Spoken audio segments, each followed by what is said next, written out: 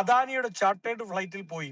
അദാനിയുടെ chartered ഫ്ലൈറ്റിൽ പോകുന്നതാണോ AKG centre എന്ന് പറയുന്ന CPM-ന്റെ ഏത് സംഘവിരുദ്ധ പോരാട്ടങ്ങൾക്ക് നേതൃത്വം കൊടുക്കുന്ന കോട്ടയുണ്ടല്ലോ, ആ പോരാളികളെല്ലാം കൂടെ കാത്തിരിക്കുന്ന കോട്ട, ആ കോട്ടയ്ക്കുള്ളിൽ ഗൗതം അദാനി വന്ന് കയറി 1.5 മണിക്കൂർ മാധ്യമ പ്രവർത്തകരെയോ എന്തിനേറെ പറഞ്ഞു സഹാക്കന്മാരെ പോലും പ്രവേശിപ്പിക്കാതെ പാർട്ടി സെക്രട്ടറിയുമായി അടച്ചിട്ട മുറിയിൽ ചർച്ച നടത്തി തിരിച്ചിറങ്ങി 6 മാസം 7 മാസം കഴിയുമ്പോൾ തിരുവനന്തപുരം എയർപോർട്ട് അടക്കം അദാനിക്ക് എഴുതി കൊടുക്കുന്നതാണോ പ്രധാനപ്പെട്ട കാര്യം എന്നത് രണ്ടാമത് ചർച്ച ചെയ്യുന്നത് നന്നാവും. 2, അവിടെ കണ്ടതാരെയാ? JDS നേതാവിനെ. അല്ലല്ല, നിക്ക് പറയട്ടെ. 2 കണ്ടതാരെയാ? JDS നേതാവിനെ.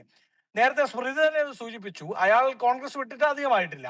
ഇനി എന്റെ മറ്റൊരു ചോദ്യം, JDS NDA മുന്നണിയിലാണ്. എവിടെയാ JDS NDA മുന്നണിയിൽ? NDA മുന്നണിയിൽ അവർ ദേശീയ തലത്തിലാണ്, അവർ കർണാടകയിലാണ്. കഴിഞ്ഞ പിണറായി വിജയൻ ഗവൺമെന്റിൽ JDS-ന്റെ ഒരു മന്ത്രി ഉണ്ടായിരുന്നോ? കേരളത്തിൽ JDS എവിടെയാ? കേരളത്തിൽ നിങ്ങൾ ഈ സൂചിപ്പിക്കുന്ന പാർട്ടി എവിടെയാ? ഏത് മുന്നണിയിലായിരുന്നു?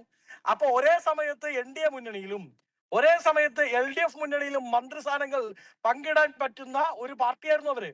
ഇപ്പൊ അതിലൊരു നേതാവിനെ കണ്ടത് വലിയ പ്രശ്നമായി സൂചിപ്പിക്കുന്നത് ഏതർത്ഥത്തിലാണെന്നും എന്ത് ഇന്റൻഷനിലാണെന്നും സാധാരണക്കാർക്ക് മനസ്സിലാവും. 2, ഞങ്ങളെ സംബന്ധിച്ച് ഹേൽക്കറുമായി ബന്ധപ്പെട്ട് ഇപ്പോൾ അങ്ങ് ചോദിച്ച സ്ട്രോങ് റൂം തുറക്കുന്നത്, അതാത് പ്രാദേശിക കളക്ടർമാരുടെയും ഈ പറയുന്ന റിട്ടേണിംഗ് ഓഫീസർമാരുടെയും കസ്റ്റഡിയിൽ ഇരിക്കുന്ന കാര്യമാണ്.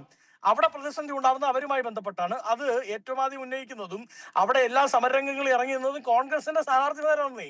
എവിടെയെങ്കിലും മരുന്നിനെങ്കിലും CPM-ന്റെ സ്ഥാനാർത്ഥി വരെ നിങ്ങൾ കണ്ടിട്ടുണ്ടോ? പാലക്കാട് ആരായിരുന്നു ഉണ്ടായിരുന്നത്? പാലക്കാട് ഈ പറയുന്ന UDF-ന്റെ സ്ഥാനാർത്ഥിമാരായിരുന്നു ഉണ്ടായിരുന്നത്.